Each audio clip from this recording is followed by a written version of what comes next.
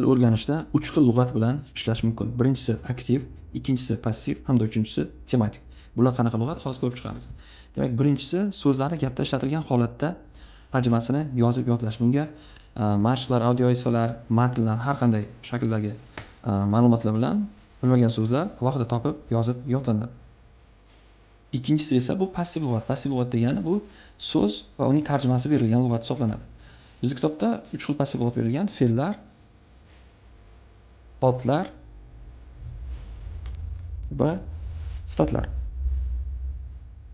Uchinchi lug'at esa bu tematik, ya'ni mavzulashtirilgan lug'at hisoblanadi. Bunda har bitta mavzuga mos so'zlar tarjimasi bilan beriladi.